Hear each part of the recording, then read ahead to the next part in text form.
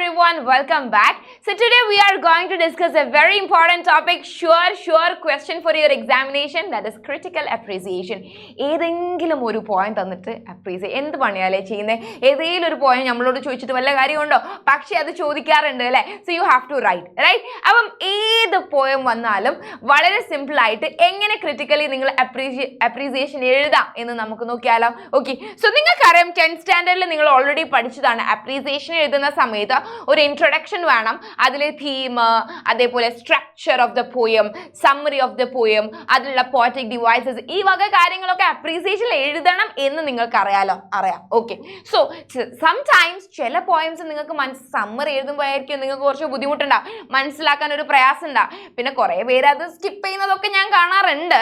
whatever, നിങ്ങൾക്ക് ഇനി അതൊന്നും കിട്ടില്ല, നിങ്ങൾക്ക് ഈ അപ്രീസിയേഷൻ എഴുതിയേ പറ്റുള്ളൂ എന്നാണെങ്കിൽ ഏത് പോയം വന്നാലും എങ്ങനെ അപ്രീസിയേഷൻ എഴുതാന്നുള്ളത് ഞാനിവിടെ നിങ്ങൾക്ക് ഹെൽപ്പ് ചെയ്ത് തരാം. Okay, so ready? So listen.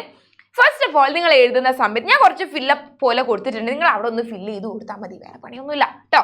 Listen, the poem title, ആ പോയത്തിന് ഒരു പേരുണ്ടാവുമല്ലോ, നിങ്ങൾ ആദ്യം ആ പോയത്തിന്റെ പേര് ഹെഡിങ് കൊടുക്കുക. എന്തുവാണെങ്കിൽ ക്രിട്ടിക്കൽ അപ്രീസിയേഷൻ എന്ന് പറഞ്ഞിട്ട് ആ പോയത്തിന്റെ പേര് ഹെഡിങ് ആയിട്ട് കൊടുക്കുക.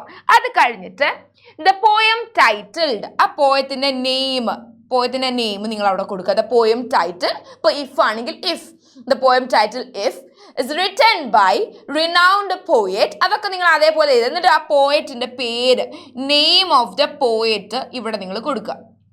ഓക്കെ, എഴുതാൻ ഒട്ടും അറിയാത്ത ആൾക്കാർക്ക് വേണ്ടിയിട്ടാണ് ഇത് മിസ് തരുന്നത്. നിങ്ങൾ ഈ സെന്റൻസ് ഉള്ള സ്ഥലത്ത് ഒന്ന് ഫില്ല് ചെയ്ത് കൊടുത്താൽ മതി കേട്ടോ. The poem title if is written by renowned poet Rudyard Kipling. Example പറയാം കേട്ടോ. The central theme of the poem revolves around. നിങ്ങൾക്ക് അത് വായിക്കുന്ന സമയത്ത് ഒരു 2-3 പ്രാവശ്യം നിങ്ങളൊന്ന് വായിച്ചു നോക്കുക. അപ്പോൾ ഒരു ഏകദേശം ഒരു ഐഡിയ നിങ്ങൾക്ക് എന്തായാലും കിട്ടും, ഏതൊരാൾക്കും ചെറിയൊരു ഐഡിയ കിട്ടും. അപ്പോൾ നിങ്ങൾ അതിൽ നിന്ന് മനസ്സിലാക്കി നിങ്ങളെ തീം നിങ്ങൾ എഴുതുക. Central theme of the poem revolves around, അല്ലെങ്കിൽ central theme of the poem is എന്ന് എഴുതിയാലും മതി. എന്നിട്ട് ആ തീം നിങ്ങളിവിടെ കൊടുക്കുക. ഓക്കെ, അത് കഴിഞ്ഞിട്ട് the poem explores dash conveying a deeper message about the. അപ്പം ഇവിടെ എക്സ്പ്ലോർ ചെയ്യുന്ന മെസ്സേജ് എന്താന്നുള്ളത് നിങ്ങൾ അവിടെ ആഡ് ചെയ്ത് കൊടുക്കുക. അപ്പം തീം എഴുതുക, മെസ്സേജ് എഴുതുക. അത് കഴിഞ്ഞിട്ടുള്ള ഫ്യൂ ലൈൻസ് നിങ്ങൾ എല്ലാത്തിനും സെയിം കൊടുത്താൽ മതി. പോയം ഇസ് സ്കിൽഫുള്ളി സ്ട്രക്ചേർഡ്, വളരെ സ്ട്രക്ചേർഡ് ആയിട്ടുള്ള പോയമാണ്.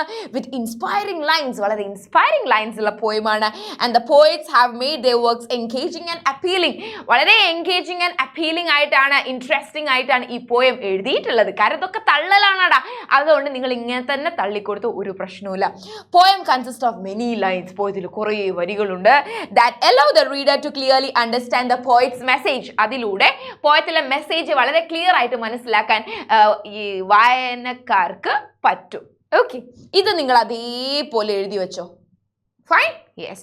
ഇനി the tone of the poem is, ഇതിനൊരു ടോൺ ഉണ്ടാവുമല്ലോ. ചിലപ്പോൾ അത് വളരെ സാഡ് ആയിരിക്കും, വളരെ ഹാപ്പി ആയിരിക്കും, ചിലപ്പോൾ മോട്ടിവേഷണൽ ആയിരിക്കും. നമുക്കറിയാം ഇഫ് മോട്ടിവേഷണൽ ആണല്ലോ, അപ്പം the tone of the poem is motivational. അങ്ങനെ നിങ്ങൾക്ക് അല്ലെങ്കിൽ ഇൻസ്പയറിങ്, അത് നിങ്ങൾക്ക് ടോൺ എന്താണ് നിങ്ങൾ ഫീൽ ചെയ്ത് അത് നിങ്ങൾ എഴുതുക. ജോയ്ഫുൾ, വളരെ സന്തോഷത്തിലാണ്, അങ്ങനെ എഴുതുക. സാഡ്, സീരിയസ്, ഇൻസ്പിറേഷൻ, അത് നിങ്ങൾക്ക് ഏതാണോ ആ പോയം ഏതാണോ അതിനനുസരിച്ച് നിങ്ങൾ എഴുതി കൊടുത്താൽ മതി. And evokes emotions of dash in the reader. എന്ത് ഇമോഷൻസ് ആണ് നമ്മുടെ ഉള്ളിൽ ഉണ്ടാക്കുന്നത്, റീഡറിന്റെ ഉള്ളിൽ ഉണ്ടാക്കുന്നത്?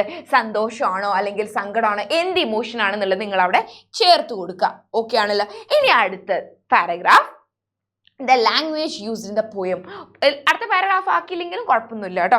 The language used in the poem, ഇതിൽ യൂസ് ചെയ്ത language carries a philosophical tone. ഇതൊക്കെ വെറും തള്ളല. എടാ, നിങ്ങളുടെ ആൻസർ ഷീറ്റ് കൊണ്ടുപോയി ഫുൾ അങ്ങ് ഇരുന്ന് വായിക്കൊന്നുമില്ല. അപ്പം നിങ്ങൾ ഈ ഇൻട്രൊഡക്ഷനും കൺക്ലൂഷനും ഒക്കെ അടിപൊളിയാക്കി എഴുതിയാൽ നിങ്ങൾക്ക് നല്ല രീതിയിൽ തന്നെ മാർക്ക് സ്കോർ ചെയ്യാൻ പറ്റും. നിങ്ങൾ ഒരു പേടിയും പേടിക്കണ്ട കേട്ടോ. Okay, carries a philosophical tone and its meaning is easy to grasp. ഇതിൻ്റെ മീനിങ് വളരെ ഈസി ആയിട്ട് നമുക്ക് ഗ്രാസ്പ് ചെയ്യാൻ പറ്റുന്നതാണ്. കൂടാതെ the poet has included the poet has included several interesting and inspiring lines. Poet വളരെ ഇൻസ്പയറിംഗ് ആയിട്ടുള്ള ലൈൻസ് ഇൻക്ലൂഡ് ചെയ്തിട്ടുണ്ട്. ലൈക്ക്, നിങ്ങൾക്ക് കുറച്ച് ഇൻസ്പയറിംഗ് ആയിട്ടുള്ള ലൈൻസ് തോന്നിയതൊക്കെ അങ്ങ് എഴുതി കൊടുക്കുക. ഏതെങ്കിലും പോയത്തിൻ്റെ കേട്ടോ, ക്വസ്റ്റ്യൻ പേപ്പറിൽ തന്ന പോയത്തിൻ്റെ അതിൽ നിങ്ങൾക്ക് തോന്നിയ ഇൻസ്പയറിംഗ് ലൈൻസ് ഒരു എക്സാമ്പിൾ ആക്കി നിങ്ങൾക്ക് ഈ ലൈനിൽ കൊടുക്കാം. Make it impossible to ignore the depth and beauty of this piece. വെറും തള്ളൽ. ഓക്കെ, ഇനി അടുത്തത് through this poem the poet effectively conveys. ഇവിടെ പോയത്തിലൂടെ കൺവേ ചെയ്യുന്നത് എന്താ, അതായത് മെസ്സേജ് എന്താന്നുള്ളത് നിങ്ങൾക്ക് ഒന്നും കൂടെ ഒന്ന് എലാബറേറ്റ് ചെയ്തിട്ട് അടുത്ത പാരഗ്രാഫിൽ കൊടുക്കാം. ഇനി നമ്മൾ സമ്മറിയാണ്. സമ്മറി നിങ്ങൾക്ക് പറ്റുവാണെങ്കിൽ നിങ്ങൾ എഴുതാൻ നോക്കുക. In the first stanza he tells that. ആദ്യത്തെ ലൈൻ ബൈ ലൈൻ പറഞ്ഞില്ലെങ്കിൽ മൊത്തത്തിൽ സ്റ്റാൻസയിൽ പറയാൻ പറ്റുകയാണെങ്കിൽ അങ്ങനെ പറഞ്ഞാലും മതി. Okay, in the first stanza he tells that, അദ്ദേഹം പറയുന്നത്, അല്ലെങ്കിൽ ഷീ ടെൽസ് ദാറ്റ്. പോയറ്റ് മെയിലോ ഫീമെയിലോ അനുസരിച്ച് നിങ്ങൾ എഴുതാം. In the first stanza he tells that എന്താ പറയുന്നതെന്ന് വെച്ചാൽ അത് നിങ്ങൾ എഴുതാം. In the second stanza he tells that, second സ്റ്റാൻസയിൽ എന്താ പറയുന്നതെന്ന് വെച്ചാൽ അങ്ങനെ എഴുതാം. ഇനി നമ്മളെ പോയറ്റിക് ഡിവൈസസിലോട്ട് പോവാണ്. The structure of the poem consists of dash stanzas. എത്ര സ്റ്റാൻസ്? ഇപ്പോൾ 3 stanzas ആണെങ്കിൽ 3 stanzas with a rhyme scheme of, ഇപ്പോൾ ABCB ആണെങ്കിൽ the rhyme scheme of ABCB. The poet uses various literary devices such as, എന്തൊക്കെ literary devices use ചെയ്യുന്നത്? Simile ഉണ്ടെങ്കിൽ നിങ്ങൾ simile എഴുതുക. ഇൻ ദ ലൈൻ, അത് കഴിഞ്ഞിട്ട് നിങ്ങൾ എഴുതുക. ലൈൻ ഏതാന്നുള്ളത് എഴുതുക കേട്ടോ. സിമിലി ഉണ്ടെങ്കിൽ ആ സിമിലി ഏത് ലൈനിലാണെന്നും കൂടെ നിങ്ങൾ എഴുതണേ. സിമിലി, മെറ്റഫർ, പെർസോണിഫിക്കേഷൻ, അലിട്രേഷൻ, അതൊക്കെ ഏതൊക്കെ ഉള്ളത് ഓരോന്ന് എഴുതുക കേട്ടോ. To enhance the beauty of the poem. For example കൊടുക്കുക. In the line the poet uses, ഒരു ലൈന് കൊടുക്കുക. ആ ലൈനിൽ ഇപ്പോൾ പോയറ്റ് യൂസ് ചെയ്യുന്നത് ഇപ്പോൾ ട്രയംഫ് ആൻഡ് ഡിസാസ്റ്റർ എന്ന് പറഞ്ഞാൽ ആ ലൈൻ ആണെങ്കിൽ പോയറ്റ് യൂസ് ചെയ്ത് എന്താണ്? മെറ്റഫർ ആണ് അല്ലേ? Metaphor, poet uses metaphor to convey. ഇത് നിങ്ങൾക്ക് അങ്ങനെ തന്നെ എഴുതാം. അതായത് the poet uses various literary devices such as simile, metaphor, ഏതൊക്കെയെന്നുള്ളത് എഴുതുക. എന്തിനു വേണ്ടിയിട്ട്? പോയത്തിൻ്റെ ബ്യൂട്ടി എൻഹാൻസ് ചെയ്യാൻ വേണ്ടിയിട്ട്. എക്സാമ്പിൾ, ഇൻ ദ ലൈൻ, ആ ലൈൻ എഴുതുക. എന്നിട്ട് അതിൽ എന്തൊക്കെയാണ് യൂസ് ചെയ്തിട്ടുള്ളത് എന്നൊക്കെ നിങ്ങൾ കൊടുക്കുക. ടു കൺവേ, എന്തെങ്കിലും ഐഡിയ മെസ്സേജ് കൺവേ ചെയ്യാൻ പറ്റുന്നുണ്ടെങ്കിൽ അതും നിങ്ങൾ ആഡ് ചെയ്യുക. അത് കഴിഞ്ഞിട്ട് ഇമേജസ് ഉണ്ടാവുമല്ലോ, visual image, auditory image, kinaesthetic image, അതൊക്കെ അല്ലേ, അതുണ്ടെങ്കിൽ അത് കൊടുക്കുക. Imagery in the poem is vivid, വളരെ ക്ലിയർ ആണ്. And helps the reader visualise ചെയ്യാൻ വേണ്ടിയിട്ട് പറ്റും. ദ പോയറ്റ് ഇഫക്റ്റീവ്ലി യൂസസ്, എന്തൊക്കെ യൂസ് ചെയ്യുന്നുണ്ട്? വിഷ്വൽ ഉണ്ടെങ്കിൽ നിങ്ങൾ വിഷ്വലിന് കൊടുക്കുക. ഓഡിറ്ററി ഒക്കെ ഉണ്ടെങ്കിൽ അതൊക്കെ കൊടുക്കുക. Images to create a strong impact and more rhythmic, വളരെ സ്ട്രോങ് ആയിട്ടുള്ള ഒരു ഇമ്പാക്ട് റീഡേഴ്സിലേക്ക് കൊടുക്കാൻ വേണ്ടിയിട്ടും ഒരു താളബോധം കൊടുക്കാൻ വേണ്ടിയിട്ടും കുറേ ഇമേജസ് യൂസ് ചെയ്തിട്ടുണ്ട്.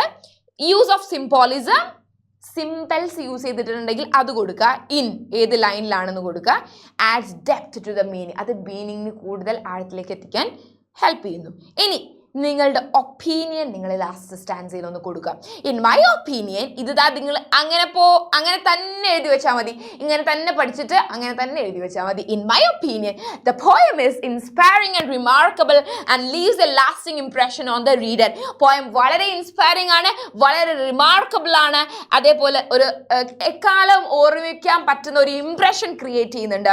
The language use is simple, language വളരെ സിമ്പിൾ ആണ്, accessible ആണ്, yet rich with imagery and poetic elements. അതേപോലെ കുറെ poetic elementsഉം ഇമേജസും ഇതിൽ ഉപയോഗിച്ചിട്ടുണ്ട്. The tone of the poem is well crafted, creating an impact on the reader.